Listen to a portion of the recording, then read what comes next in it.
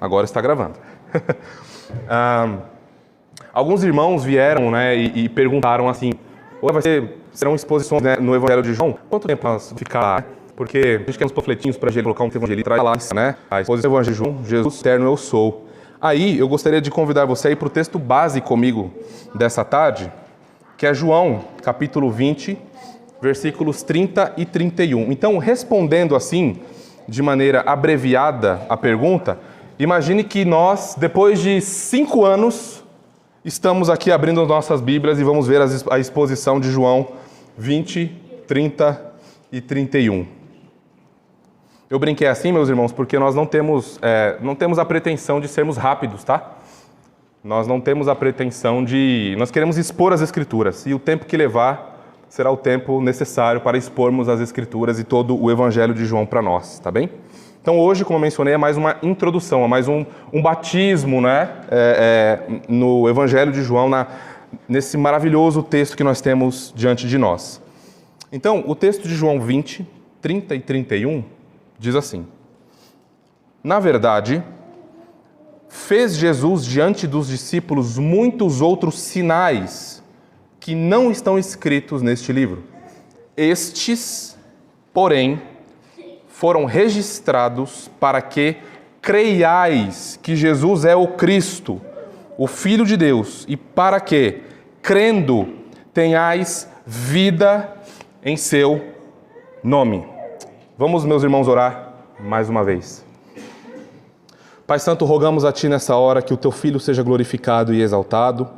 Rogamos a Ti, ó Deus, por santa iluminação para que compreendamos a Tua palavra.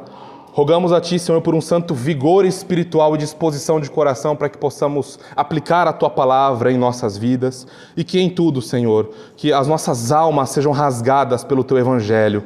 Que o Senhor abra os nossos olhos para que possamos ver Jesus Cristo exaltado e que possamos amá-lo, servi-lo e proclamar o Teu santo Evangelho. Muito obrigado, Senhor, e é no nome do Teu Filho, ó Pai, que oramos e agradecemos. Amém e amém. Deixa eu colocar o cronômetro, eu estava esquecendo.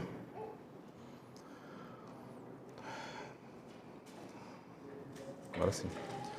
Meus irmãos, nós temos diante de nós, então, nesses versículos que lemos, o objetivo, a razão de João ter escrito o seu evangelho, para que as pessoas crescem que Jesus era e é o Cristo e, crendo, recebam vida, e nós sabemos que é a vida eterna em seu nome. Então aqui nós temos, né, rapidamente nesses 2 versículos, a razão. Se você perguntar por que João escreveu o seu evangelho, aqui nós temos a razão. Nós já, em breve, discutiremos e falaremos sobre os propósitos de João ter escrito, a data e tudo mais. Mas antes, eu gostaria de chamar a sua atenção, meu irmão e minha irmã, para a gloriosa majestade desse evangelho. É comum, obrigado André, nós mencionarmos a Epístola aos Romanos, não é? A Epístola aos Romanos sempre aparece, porque, óbvio, nós temos a Reforma Protestante, nós temos Agostinho tendo experimentado a graça de Deus e o processo de conversão dele a partir da Carta aos Romanos. A Carta aos Romanos foi fundamental para a conversão de Lutero, vocês sabem disso. A Carta aos Romanos foi fundamental para a conversão de John Wesley, vocês também sabem disso. E Dr. Martin Lloyd Jones, no século XIX, ele passou apenas 11 anos expondo a Carta aos Romanos, o que totaliza aí 372 sermões. Por isso que o maior comentário que nós temos de Romanos é a exposição em português, né, a exposição do Dr. Martin Lloyd Jones. Porém, o Evangelho de João também precisa ser muito considerado por nós, porque ele também foi muito importante ao longo da história do cristianismo. Considerem comigo, por exemplo, que vocês sabem que nos primeiros 7 séculos da igreja, a igreja lutou com muitos hereges e a partir do 7º século, dali em diante é que a ortodoxia cristã sobre a doutrina de Jesus Cristo, sobre quem é Jesus Cristo, o que ele fez e a sua obra foi finalmente estabelecida. Então, nos primeiros 7 séculos da igreja, surgiram diversas heresias que atacaram a pessoa e a obra de Jesus Cristo. Então, os nossos primeiros pais, não é? Os pais da igreja e tudo mais, tiveram que responder a seguinte pergunta: quem é Jesus Cristo? Algumas heresias surgiram dizendo, e uma delas muito danosa, que nós inclusive vemos até hoje, que é o arianismo, que surgiu por meio de Ário, que era um líder na igreja. Essa heresia dizia que Jesus Cristo passou a existir, que ele foi criado, não é? Então houve um tempo em que Jesus Cristo não existia. E Ário, ensinando e fazendo adeptos, outra heresia surgiu, dizendo que Jesus Cristo, no corpo de Jesus Cristo, haviam duas pessoas.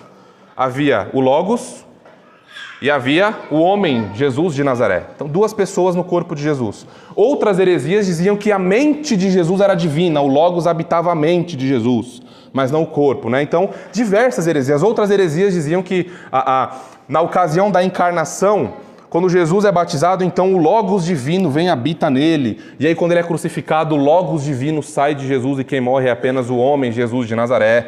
Outras heresias famosas diziam que Jesus Cristo, ele é divino, ele é Deus, mas na ocasião da união das naturezas, né, as duas naturezas, a divina e a humana, elas se uniram, elas se fundiram, e aí então tivemos um Jesus Cristo com uma natureza nova, né? A divina e a humana se fundiram, né? Para quem gosta daquele desenho Dragon Ball, né? É uma fusão ali do divino e humano e nasceu uma outra coisa, nasceu ali o Gogeta, né? Heresia também. Então, notem que hoje é fácil para nós. Hoje nós temos a internet, hoje nós vamos na livraria, compramos um livro de teologia sistemática, né? Vamos lá em Cristologia, está tudo bem organizado. Nós vamos nos símbolos de fé das igrejas reformadas, nós vamos lá sobre Cristo, está tudo bem organizado. Mas nos primeiros séculos da igreja, meus irmãos, pessoas morreram, pessoas foram perseguidas por lutar pela ortodoxia. E o Evangelho de João, ele foi muito importante para combater principalmente o arianismo. Porque logo o versículo 1 que nós lemos já afirma a plena divindade de Jesus Cristo. E ao longo dos séculos, o Evangelho de João teve um papel fundamental aqui para construir, então, a cristologia ortodoxa e a doutrina do ser de Deus também ortodoxa, que é o que nós professamos hoje em 2000 anos de igreja. Tá? Agostinho afirmou: João falou sobre a divindade do Senhor de uma maneira que ninguém jamais fez. Realmente, nós temos no Evangelho de João uma alta cristologia, já logo no seu primeiro capítulo. Então, nós, com a iluminação do Espírito, entendendo bem o que está colocado diante de nós, nós sabemos e conseguimos professar quem é Jesus Cristo revelado no Evangelho de João. Mais uma razão para nós considerarmos o Evangelho de João de uma maneira mais atenta. O puritano Robert Traill pregou 16 sermões só no versículo 24 de João, capítulo 17. O puritano Anthony Burgess, ele pregou 145 sermões apenas em João 17. Então notem como o Evangelho de João ele é importantíssimo e muitas pessoas ao longo da história da igreja o consideraram assim. O Dr. Martin Lloyd-Jones, já mencionado, ele tem 32 sermões só em João capítulo 1. Então, meus irmãos, é razão suficiente para nós nos dedicarmos e considerarmos o Evangelho de João. Se eu pudesse sintetizar e resumir o ensino de todo o Evangelho de João em uma frase, eu resumiria assim: Jesus é o eterno Logos, o Verbo de Deus que encarnou. O eterno e incomparável eu sou. Fora dele não há conhecimento verdadeiro de Deus. Fora dele não há perdão de pecados. Fora dele não há graça. Fora dele não há vida eterna. Fora dele não há ressurreição. Portanto, para ele devemos olhar, nele devemos crer e a ele devemos nos prostrar. A ele devemos confessar os nossos pecados e a ele devemos nos submeter. Se nós pudéssemos sintetizar e resumir todo o Evangelho de João, nós poderíamos resumi-lo nessa frase. Dito isso, meus irmãos, agora entrando no nosso estudo, esse estudo está dividido em 3 partes. A primeira parte são informações históricas sobre o Evangelho de João e porque é importante nós considerarmos de maneira mais atenta informações históricas de um livro bíblico. Porque ainda que você não seja perito em interpretação, não é? A gente tem alguns seminaristas aqui entre nós, né? Se você não é muito perito em hermenêutica, né? Que é a ciência da interpretação jurídica e bíblica e etc., a ciência de interpretar texto, se você considerar bem o propósito de um livro bíblico, você saberá se o pregador, quando ele abre diante de você um texto, seja lá onde for, se você considerar bem presta atenção nisso, seja lá onde ele for e ele começar a pregar e expor e aplicar, você conhecendo bem razões básicas do livro, você vai dizer: ele está pregando bobagem? Notem então a importância de nós conhecermos, por exemplo, o propósito do livro de João. Sabendo algumas informações básicas, nós teremos, ainda que nós, mais uma vez, não sejamos peritos em interpretação bíblica, mas saibamos considerar o contexto de um texto, o contexto maior de um livro, nós estaremos bem vacinados contra qualquer tipo de desvio doutrinário, heresia e etc. Então a primeira parte do nosso estudo são informações históricas sobre o Evangelho de João. A segunda parte é a teologia riquíssima, que eu precisei resumir o máximo que eu podia, ainda assim esse resumo está um pouco grande, do Evangelho de João. Mas para consolo dos irmãos, como nós vamos... Essa é a bênção de nós, como o nosso pastor André Ribeiro falou, né? De abrirmos as Escrituras, lermos as Escrituras, que são palavras de Deus, a Bíblia é a palavra de Deus, e aplicarmos, porque nós não podemos correr da teologia do livro de João. Então, todos os assuntos que nós mencionarmos, nós vamos tratar deles de maneira calma, detida e muito profunda.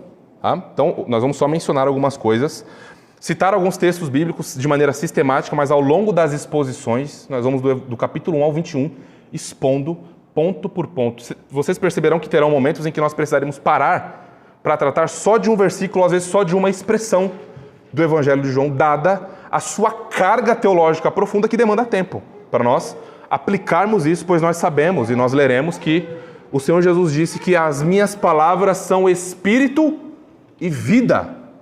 Então, ao considerarmos as Escrituras de maneira profunda, de maneira zelosa e de maneira calma, o Senhor vai nos trazendo vida, nos santificando, nos expondo os nossos pecados, mas ao mesmo tempo mostrando a glória de Jesus Cristo em nos receber e nos santificar. Então essa é a importância de nós expormos as Escrituras e aplicarmos com a graça do nosso Deus. E a terceira e última parte do nosso estudo é como Jesus Cristo, então, ele é apresentado no Evangelho de João. Veremos ali alguns aspectos da cristologia no Evangelho de João.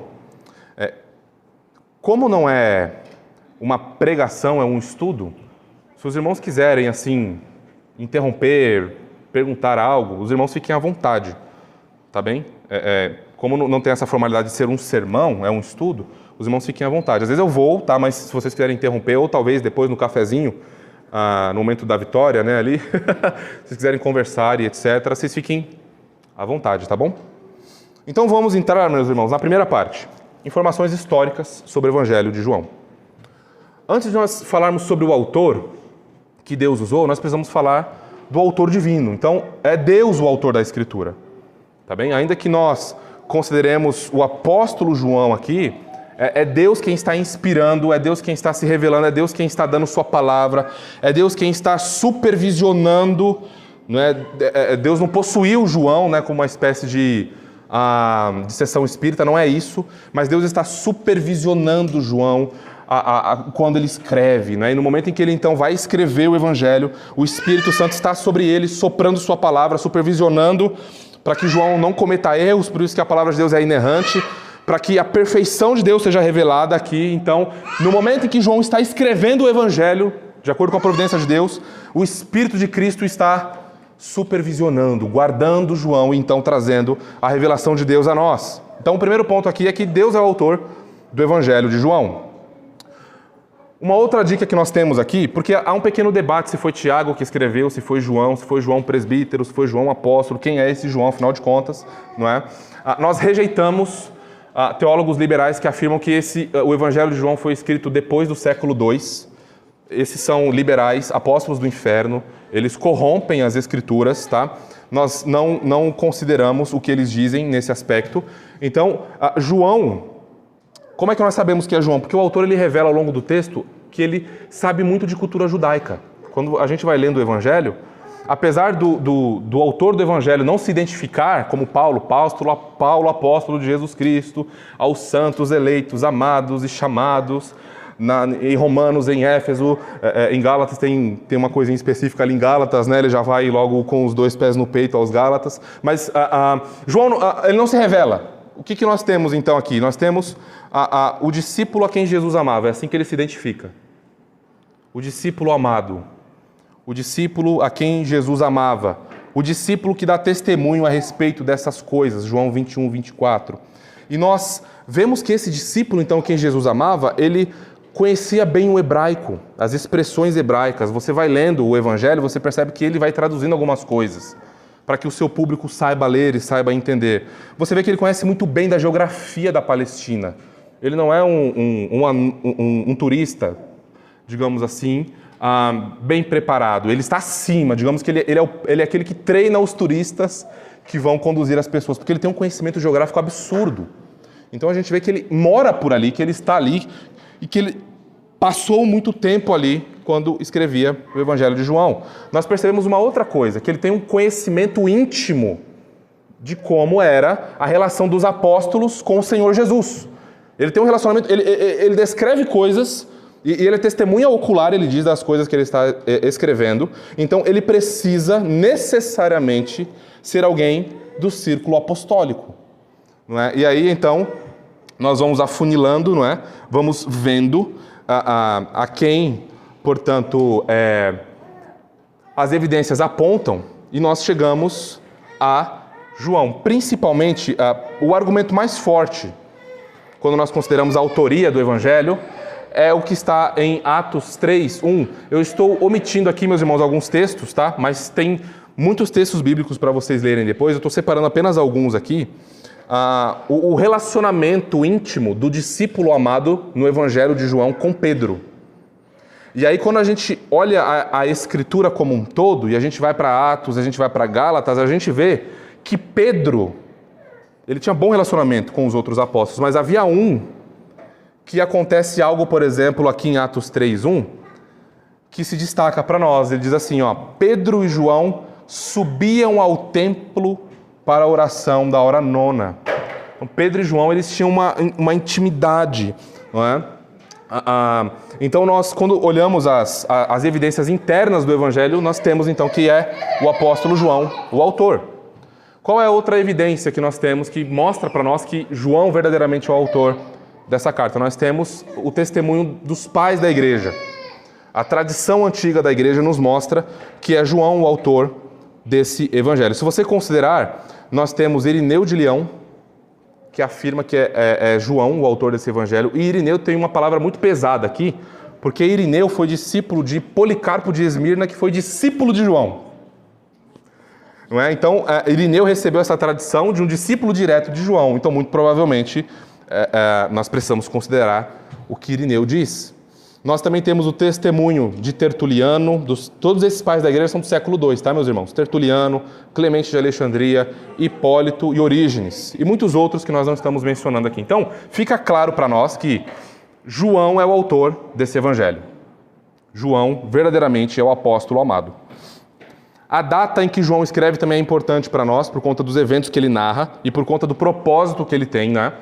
Então, nós temos hoje a maioria dos estudiosos dizendo que o Evangelho foi escrito entre 90, 95 e até 100, os ortodoxos, tá? Os liberais colocam lá no século II, outra pessoa que usou o nome de João e tudo mais. Mas nós temos um outro grupo também, que já foi maioria no passado, que afirma que o Evangelho de João, como todos os outros livros das Escrituras, foram escritos antes do ano 70. Vamos olhar principalmente para João. Por quê? Porque em 70 ocorre um fato histórico marcante, né, em Roma e em Jerusalém, que alcança o seu ápice a guerra judaico-romana e o templo é destruído. O templo é devastado. O templo destruído marca o início da era cristã. A era judaica passou. E isso não está registrado no Evangelho de João. E João, como um judeu, tendo o propósito que ele tem, nós já vamos considerar o propósito, seria muito estranho se ele não considerasse isso. Quando nós lemos o livro de Apocalipse, por exemplo, nós vemos que o templo está construído.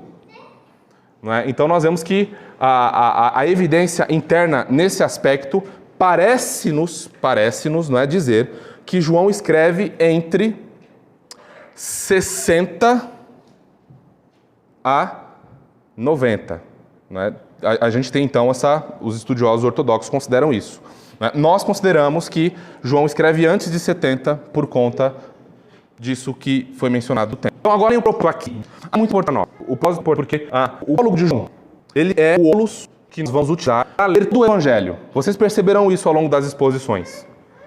Então memorizem o prólogo de João, guardem o prólogo de João, escrevam, façam um quadro, tirem uma foto, porque vocês verão que tudo que está colocado aqui nessa introdução do Evangelho são as lentes que nós usamos para enxergar tudo que vai acontecer. Então, propósito. João ele tem um propósito apologético, ele tem um caráter apologético. Nós vimos no versículo 31, João dizendo o seguinte, olha, o que está aqui nesse livro foi escrito para que creiam que Jesus é o Cristo, o Filho de Deus, e crendo, tenham vida em seu nome. Um efeito claro, não é? Do que a fé verdadeira produz no nosso coração. Nós temos vida e vida eterna em Jesus Cristo. Uma vida sem igual, uma vida que nenhum homem natural pode sequer arranhar o conceito experimental disso, da vida que Jesus Cristo dá e concede àqueles que creem nele. É algo completamente, meus irmãos, sobrenatural, soberano, gracioso, operado pelo nosso Deus. Esse João, portanto, ele é o mesmo autor das cartas, né? João escreve Evangelho, 1ª, 2ª, 3ª João, e é o mesmo autor de Apocalipse. Por isso que ele é chamado de teólogo do amor, não é? É o discípulo a quem Jesus amava e é o discípulo que mais vai escrever sobre o amor de Deus para nós nas Escrituras. Então vamos olhar aqui. João ele tem 2 públicos em mente. Ele está olhando, muito provavelmente ele está em Éfeso, né? Então ele está olhando para 2 públicos, e esses públicos estão em Éfeso, e ele quer alcançar esses públicos. O primeiro público é o público judeu. Ele quer então chamar os judeus ao arrependimento, ele quer chamar os judeus à fé para que eles creiam no Messias prometido. Para que eles creiam no maior sinal que Jesus realizou. Nós já vamos ver aqui que há alguns sinais que Jesus realiza, alguns milagres que ele realiza, apontando para ele e para a sua obra. E aqui, o maior sinal que o João relata para nós é que Jesus Cristo foi levantado. Ele foi levantado no madeiro. Ele morreu pelos pecados. Ele foi levantado na ressurreição. Ele ressuscitou para a nossa justificação. Ele foi levantado na sua ascensão e glorificação, para a nossa glorificação. Então esse é o maior sinal que João registra, que ele foi levantado. E ele chama os judeus então a olharem para esse Cristo que é Deus, não é, levantado diante de seus olhos. E o outro público que ele tem é um público não judeu, mas é um público gentil, são os gregos. Não é? Logo no prólogo a gente vê ele afirmando que e o Logos se tornou carne e habitou entre nós, ele tabernaculou entre nós. Então ele está batendo aqui no dualismo grego que dizia que, olha, as coisas criadas, a carne, a matéria, é tudo mal. Seu espírito está salvo, faça o que você quiser com o teu corpo. Né? Outra heresia que João vai combater também na sua carta, no capítulo 1 também. Né? Depois que você foi salvo por Jesus Cristo, diziam esses hereges, você não precisa fazer mais nada, teu espírito está salvo. Então entregue-se ao mundo, entregue-se às imoralidades, entregue-se ao pecado, porque o espírito está salvo, né? Hereges que João combate. Então, João combate o dualismo grego, dizendo, olha, o Logos, o Deus soberano que criou todas as coisas, ele se tornou homem. Então, a matéria em si mesma não é mal, o corpo não é mal, porque ele tomou para si a humanidade. Então, ele é verdadeiramente Deus e verdadeiramente homem. Portanto, esses são os 2 públicos, não é? Então, João ele chama os judeus e ele chama os gentios ao arrependimento. E, meus irmãos, nós somos chamados à mesma coisa. Nós somos chamados à mesma coisa, a chamar todos. Nós que conhecemos o Evangelho e a fé em Jesus Cristo, somos como João aqui, tendo o exemplo de João, no seu propósito apenas do Evangelho, a chamar pecadores ao arrependimento. Sejam eles quais forem, nós devemos então olhar para eles e chamá-los. Entrando na segunda parte, meus irmãos, do nosso estudo, a teologia alta e robusta, não é, de João, que é distinta dos outros evangelhos. Nós temos, só para vocês terem uma ideia, 90% do conteúdo do evangelho de João é peculiar. É próprio dele, a começar pelo prólogo. Ele é inédito, digamos assim, não é? E o que nós encontramos aqui? Mais uma vez, meus irmãos, isso aqui é um resuminho, tá? E a gente vai, ao longo das exposições, lidar com cada um desses temas teológicos que são muito caros para nós. O que nós vemos em João? Nós vemos a teologia soberana de Deus na criação. João 1,3, a gente lê assim. João capítulo 1, versículo 3. Todas as coisas foram feitas por intermédio dele, e sem ele, nada do que foi feito se fez. Então, Deus criou todas as coisas por sua ação soberana. Jesus, que é o verbo, a sua palavra, também divina. Então, é a voz de Deus ecoando lá na eternidade e criando todas as coisas, não é? De maneira soberana. Nós vemos a soberania de Deus na salvação de pecadores. Quem é que pode abrir em João 17 e ler o versículo 2? João capítulo 17, versículo 2. A soberania de Deus na salvação de pecadores. João capítulo 17, versículo 2. Quem achar pode ler bem alto. Assim como lhe deste poder sobre toda a carne, para que dê a vida eterna a todos quantos lhe destes. Obrigado, Jadson. Foi o Jadson que leu, né? Foi? Obrigado, meu irmão. Todos os que lhe deste. Então ele dá vida a quem ele quer. Então Deus é soberano na salvação dos homens, não é? Não depende dos homens, depende de Deus de dar vida aos homens. Nós vemos a triunidade de Deus ao longo do Evangelho também. Nós vemos Deus, o Pai, se revelando. Nós vemos o Pai logo no versículo 18 do capítulo 1, e ele é revelado assim para nós. Capítulo 1, versículo 18.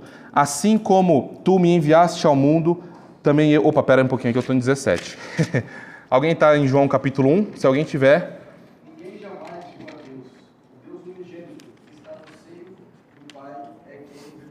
Obrigado, André. No seio do Pai. Então nós temos Jesus Cristo divino e nós temos o Pai também, na distinção entre as pessoas. Nós temos uma doutrina muito cara para nós, que é a geração eterna de Jesus Cristo. Nós temos a plena divindade de Jesus Cristo estabelecida para nós. Ao mesmo tempo, nós temos a plena humanidade de Jesus Cristo. Nós temos a unio personalis, ou a encarnação de Jesus Cristo, né? Que significa que em Jesus Cristo as duas naturezas, a divina e a humana, se tornam, elas se unem, elas não se misturam, elas não se confundem, uma não sobrepõe a outra, as duas naturezas se unem na pessoa única de Jesus Cristo. Então nós temos uma pessoa, um ser humano com duas naturezas, cada uma concorrendo como lhe aprouver para a salvação de pecadores, não é? As duas naturezas unidas em uma única pessoa. Nós vemos a divindade do Espírito, o ministério do Espírito, nós vemos a pessoalidade do Espírito, a habitação do Espírito no crente e seus efeitos. Nós temos a eleição incondicional de Deus. Quem é que pode abrir em João 6 e ler o versículo 37? Já entrando agora em soteriologia, né? João 6, 37. Todo aquele que o Pai me dá, respirará a mim, e que vem a mim, de modo nenhum lançarei fora. Obrigado, Wellington. Então nós vemos aqui Deus dando ao Filho, e quem o Pai dá ao Filho, esse vai, é o que está escrito, não é? Então, incondicionalmente o pecador é salvo, não por suas obras, não porque ele pode fazer. Nós vemos a expiação eficaz de Jesus Cristo por suas ovelhas, em João capítulo 10. Nós vemos o chamado eficaz em João 6, 44 e 10 e 27. Nós vemos a preservação eficaz das ovelhas. Quem pode abrir também e ler João 17, 12 e depois João 10, 27 a 30. João 17, 12 e depois João 10, do 27 ao 30. Quando eu estava com eles, guardava-os no teu nome, me deste, e protegi-os, e nenhum deles se perdeu, exceto o filho da perdição, para que se cumprisse a escritura. Obrigado, Everton. Nós vemos aí então o texto que o Everton leu, Jesus guardando os seus discípulos, não é? No seu ministério terreno, e ele continua a guardar o seu povo eleito em todo o mundo. Então é ele quem guarda, não é? E isso fica ainda muito mais claro no texto que nós consideraremos agora de João 10, do 27 ao 30. As minhas ovelhas ouvem a minha voz, eu as conheço e elas me seguem. Eu lhes dou a vida eterna. Jamais perecerão, e ninguém as arrebatará da minha mão. Aquilo que meu Pai me deu é maior do que tudo, e da minha mão, e da mão do Pai, ninguém pode arrebatar. Obrigado, Cândido. Então vocês veem aqui claramente Jesus se entregando pelas suas ovelhas em João 10 e ele dizendo que elas jamais perecerão. Por quê? Porque o bom pastor as guarda. Nós temos um bom pastor que nos ama, que se entregou por nós, que ressuscitou por nós. E é por isso que nós podemos avançar sim, porque nós temos um bom pastor à frente do seu exército, guiando o seu exército, enchendo o seu povo, o seu exército com o seu espírito, e ele vai conduzir então o seu povo em vitória. Nós vemos também a teologia, não é? O pecado sendo revelado a nós, os homens amando mais as trevas e por isso que eles rejeitam a Jesus Cristo, porque eles estão mortos em seus delitos e pecados, eles não podem por si mesmos irem a Deus, eles amam as trevas. Não é? Nós vemos o pecado claramente aqui em João, nós vemos a doutrina do novo nascimento, da regeneração, uma doutrina cara, esquecida por aí afora. Nós vemos isso em João 3, naquele diálogo de Jesus com Nicodemos, Jesus dizendo claramente para ele: ninguém pode ver o reino dos céus se não nascer da água e do Espírito. Se não nascer de novo. Aí Nicodemos, né, carnal, lendo a Escritura de maneira carnal, tendo aquele encontro com Jesus e lendo de maneira carnal, que ele disse: Senhor, eu posso, por exemplo, voltar ao ventre de minha mãe? Não entendeu? Não é? É espiritualmente, é um nascimento espiritual. Assim como você não escolheu nascer de maneira física. Quem aqui falou assim: olha, acho que agora eu vou nascer? Quem aqui chegou lá nos pais e falou assim: pai, agora está na hora de vocês me trazerem à existência? Ninguém fez isso. Por isso que o nascimento espiritual também é obra graciosa de Deus, que não depende de cooperação humana. Então o novo nascimento também nos traz a santificação. Aqueles que nasceram de novo, eles dão evidências de que eles estão caminhando na luz.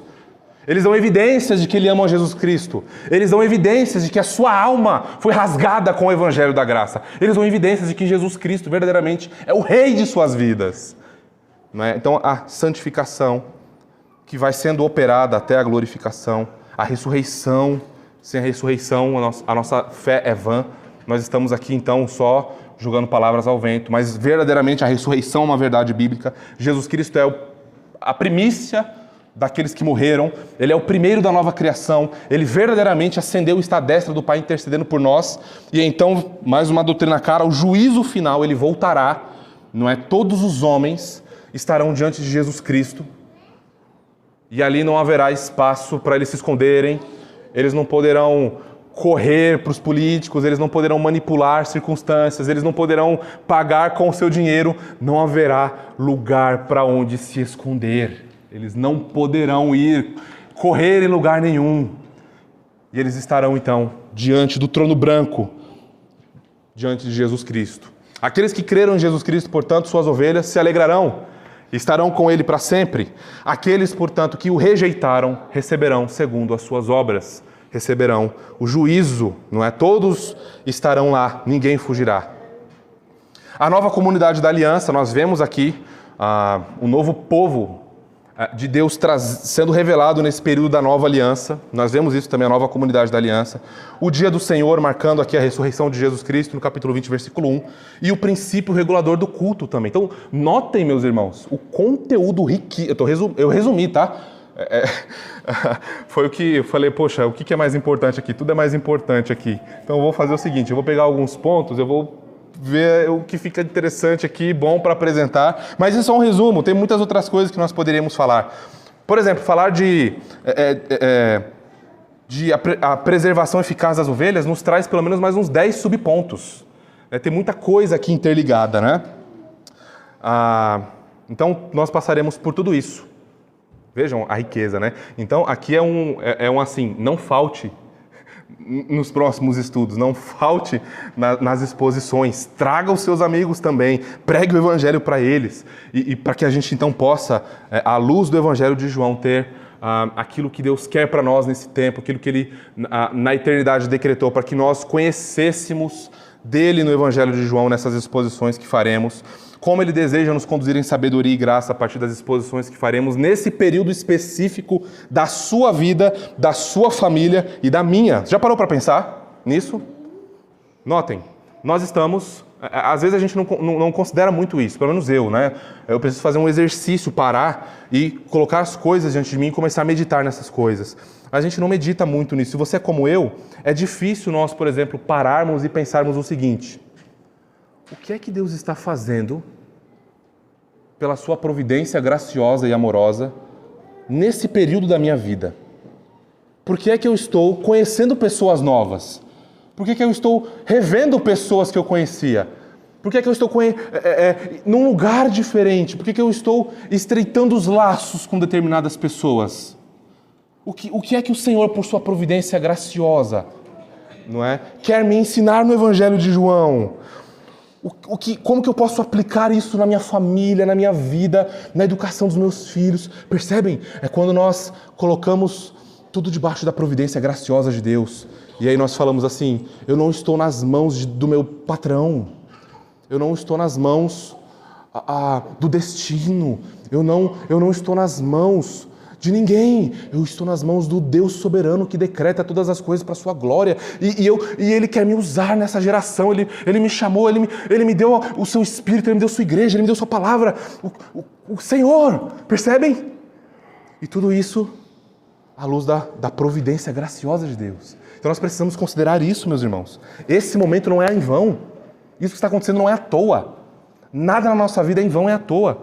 Sempre o Senhor quer nos exortar, revelar mais do seu caráter e do seu amor e nos usar para a sua glória. Amém? O terceiro, então, e último ponto é a cristologia, né? Que também eu resumi um pouquinho para nós, para não ficar muito longo, muito maçante. Depois vocês olhem os textos bíblicos, tá? Estou sintetizando um pouquinho mais aqui por conta do nosso tempo. Então, a terceira parte do nosso estudo é como que Jesus Cristo se revela a nós no Evangelho de João. E aqui, meus irmãos, que coisa maravilhosa nós encontramos aqui. Nós vemos que Jesus... Eu vou pedir para alguém abrir novamente em João 1 e ler os versos 1 e 2. Nós vemos Jesus se revelando como o eterno Verbo divino, o eterno Verbo de Deus. João 1 e 2. Quem achou pode ler. No princípio era o Verbo, e o Verbo estava com Deus, e o Verbo era Deus. Estava no princípio com Deus. Meus irmãos, é o Verbo de Deus, que é o próprio Deus. No princípio, criando todas as coisas. Agora você dá um salto comigo, não precisa fazer isso, tá? Foi só metaforicamente. Dá um salto comigo e olhe o tamanho do pecado daquele que o rejeita. Uma coisa é você me rejeitar. Miserável, pobre. Eu tenho minha riqueza, minha família, minha esposa, meus filhos, mas eu sou rico porque Deus me deu eles, não é? Mas eu, Leonardo, Zé ninguém. Você me rejeita, você pisa em mim, você faz o que você quiser comigo. Mas, meus irmãos, com Jesus Cristo não é assim. Com Ele não é assim, meus irmãos. Por isso que nós vamos considerar sua palavra. E nós precisamos verdadeiramente, meus irmãos, considerar, ver o que Deus nos chama a fazer, as suas exigências, os seus doces chamados para a nossa vida, a obra que Ele realizou por nós, o tamanho da graça que nós recebemos dEle. Porque olha quem Ele é. Ele é Deus, o eterno Verbo divino. Ele é criador de todas as coisas, Ele é o Messias, o Filho de Deus e o novo Israel. José é o novo Israel. É o Filho de Deus, o pecado do mundo. Ele é rei de Israel, Ele é profeta e Ele é também sacerdote. Vou pedir para que alguém abra em João 3, versículo 3. João 3, versículo 3.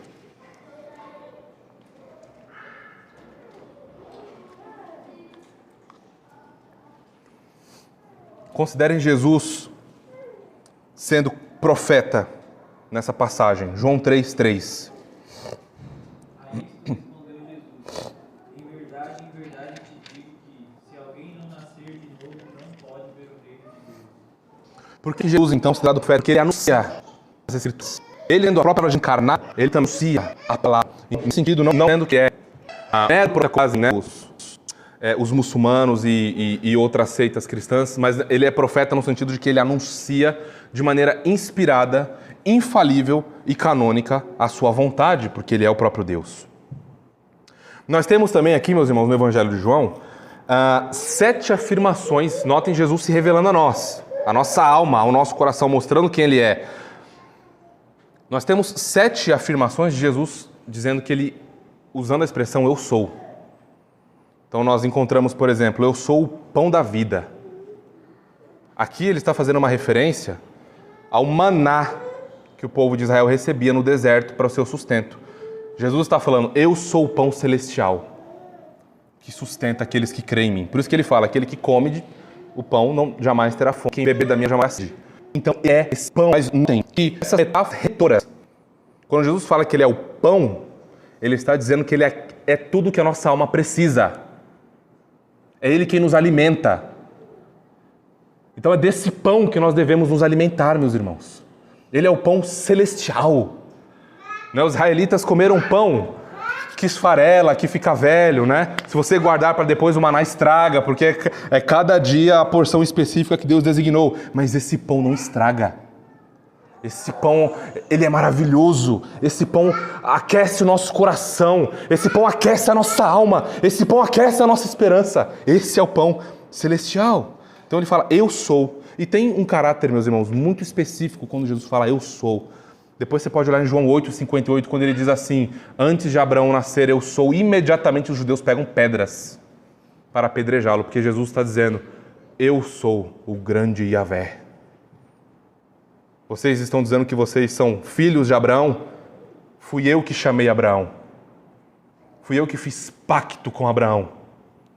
Fui eu que dei o sinal da aliança, da circuncisão para Abraão. Quando ele diz isso, imediatamente, você é blasfemo. Você está quebrando a lei de Deus. Você está dizendo que você é Deus. Eles imediatamente pegam pedras e Jesus, não era o tempo determinado ainda, né, para ele ser morto, então ele se retira. Então quando Jesus diz que ele é o eu sou o pão da vida, eu sou a luz do mundo, ele está dizendo, meus irmãos, para a nossa alma e para os nossos corações, verdadeiramente, usando metáforas diferentes, que ele é tudo o que nós precisamos. Tudo o que nós precisamos. Então, considere, eu sou a luz do mundo que guia os crentes. Vocês se lembram de como Deus, durante o dia, guiava Israel no deserto para eles não se queimarem por conta do sol? Havia uma nuvem que os cobria.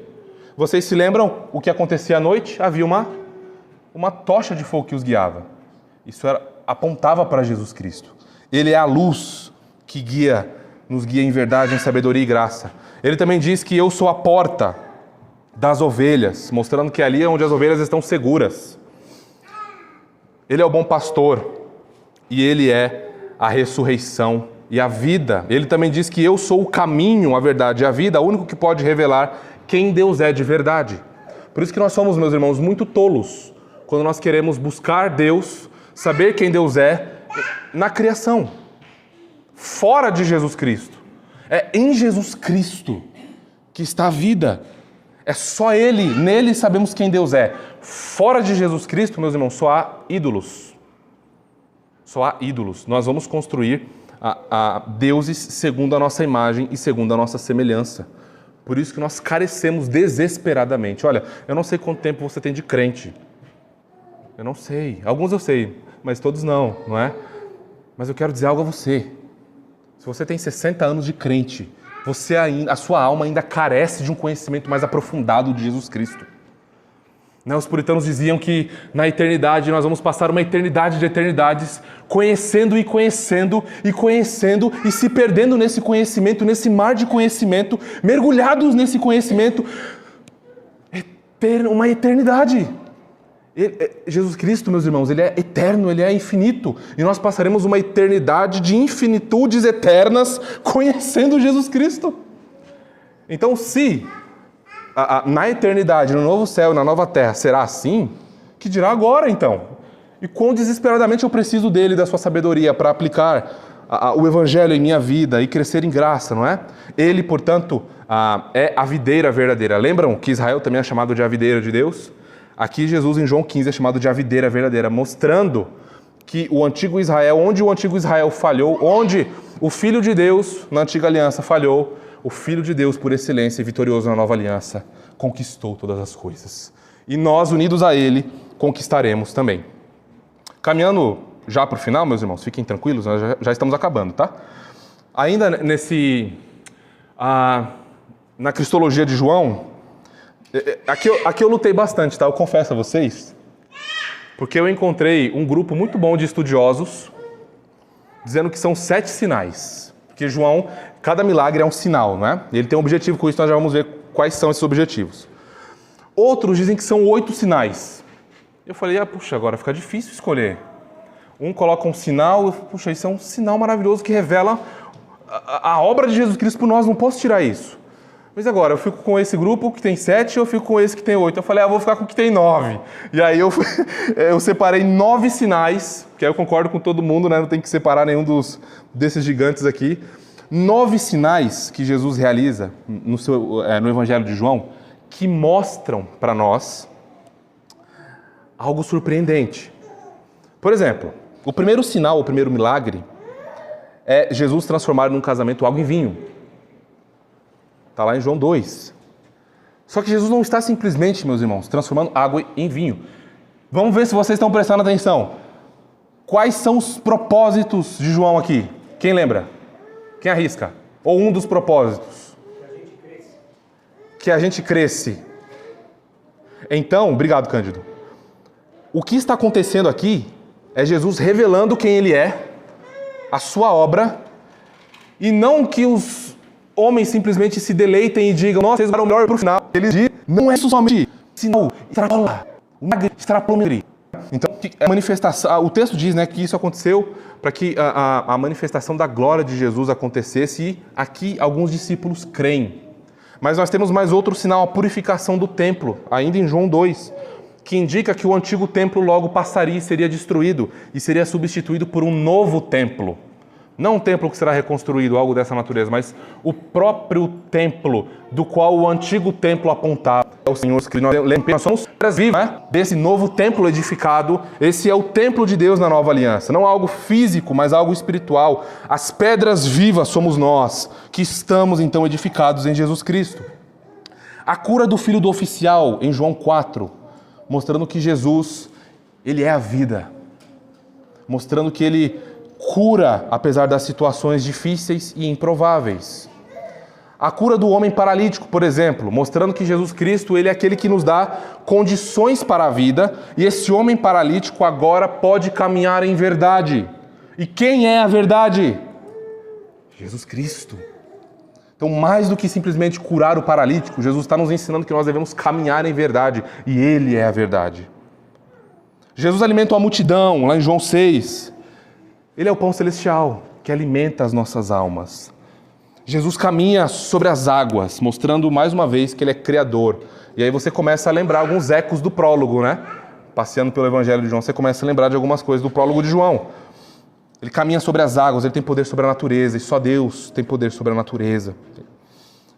Ele cura um homem cego de nascença, mostrando que nós não estamos nas mãos do destino. O seu destino é esse, afinal, não tem o que fazer. Jesus mostra aqui, curando esse cego de nascença, que Ele ilumina a nossa cegueira espiritual e que é Ele, nas mãos dEle, que nós estamos. A ressurreição de Lázaro, então, um texto clássico, né? Onde Jesus diz que eu sou a ressurreição e a vida, antecipando que Ele venceria a morte. E é o que Ele faz, Ele vence a morte, chamando de uma maneira irresistível, graciosa e todo-poderosa, Lázaro, vem para fora. E Lázaro morto ouve, e levanta e vai a Jesus Cristo.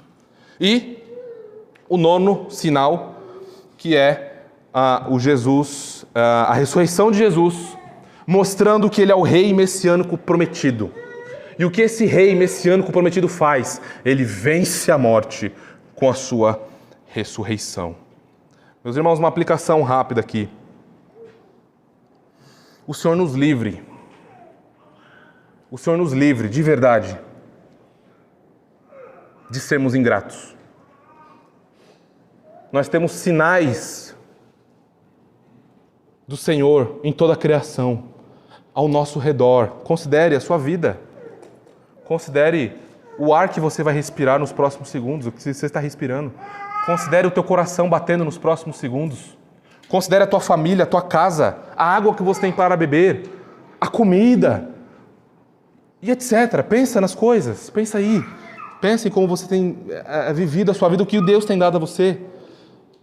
E aonde entra a nossa ingratidão? Não é simplesmente, Senhor, obrigado pela vida. Isso é muito importante, sim. Nós devemos, na nossa oração deve haver ação de graças. Mas, assim como os sinais do Evangelho de João, meus irmãos, essas coisas que Deus nos dá não devem simplesmente parar em si mesmas. Elas devem nos mostrar quem é o Rei soberano que está conduzindo as nossas vidas e todas as coisas. E então ser grato.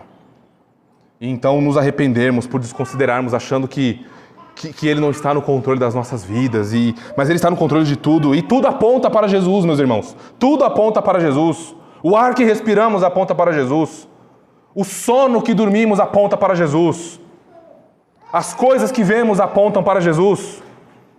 A nossa família aponta para Jesus. A criação clama Jesus. Tudo, Ele é soberano sem igual. Isso aquece o teu coração. Isso alimenta a tua esperança, pois é isso que nós encontramos aqui, meus irmãos. É isso que nós encontramos aqui. E então, voltando e finalizando, a mensagem central do Evangelho de João e é o que nós nessa introdução devemos crer, e devemos aplicar, e devemos considerar, e é o que nós consideraremos ao longo dessas exposições no Evangelho de João. Jesus é o eterno Logos, o Verbo de Deus que encarnou, o eterno e incomparável Eu Sou. Fora dele não há conhecimento verdadeiro de Deus, fora dele não há perdão de pecados, fora dele não há graça, fora dele não há vida eterna, fora dele não há ressurreição. Portanto,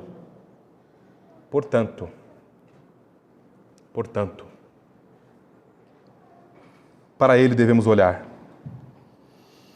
nele devemos crer, a ele devemos nos prostrar, a ele devemos confessar nossos pecados, a ele devemos clamar por santificação, a ele devemos nos submeter, pois ele é Rei, soberano, o eterno Logos de Deus, campeão que venceu a morte, que nos justificou de todos os nossos pecados, que ressuscitou ao terceiro dia. Então, meus irmãos, nós podemos verdadeiramente dizer: a morte é o sepultamento de todas as nossas tristezas, como disse Thomas Watson.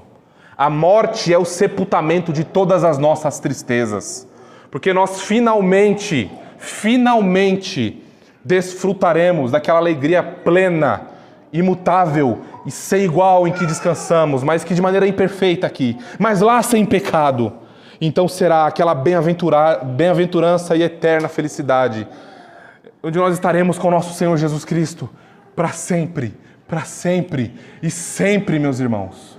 E nada, como vimos, nos arrebatará de suas mãos, pois Ele é o Deus Todo-Poderoso, que nos comprou, que nos salvou e que voltará para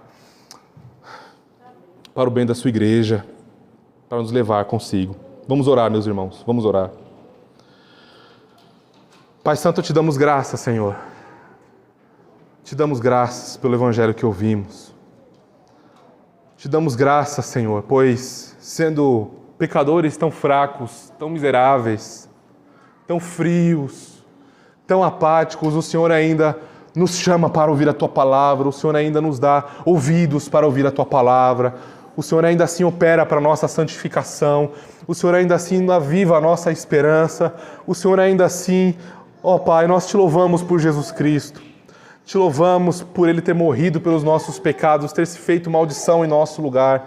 Nós Te louvamos, ó Cristo, por ter ressuscitado, por ter nos unido assim, por ter nos dado o Seu Espírito, por termos essa bendita esperança inabalável e que nada pode nos arrancar das Suas mãos, Senhor, e nada pode mudar essa realidade de que estamos no Senhor e de que nós somos Teus e de que o Senhor é nosso, o nosso bom pastor. Ah, Senhor, o Senhor que venceu todos os nossos inimigos, venceu Satanás, venceu o reino das trevas e tem, Senhor, para a Tua glória, vencido os Seus inimigos nessa era e chamado pecadores ao arrependimento. Oramos a Ti, Senhor, dando a Ti honra, glória, sabedoria, riqueza e poder, pois o Senhor é digno, e rogamos a Ti, Senhor, que nos abençoe Abençoe esse grupo, nos abençoe para que possamos, ó Deus, pregar o Teu santo evangelho, essa bendita esperança nesse lugar, no Tatuapé, para que possamos plantar uma igreja bíblica para a Tua glória, que anuncie essa bendita esperança, independente das circunstâncias. Só Deus, nós mais uma vez entregamos todas as coisas nas Tuas mãos, as nossas vidas nas Tuas mãos, todos os nossos planos nas Tuas mãos, a condução de todas as coisas nas Tuas mãos, Senhor. Somos Teus, somos completamente Teus. O Senhor é o nosso Rei soberano.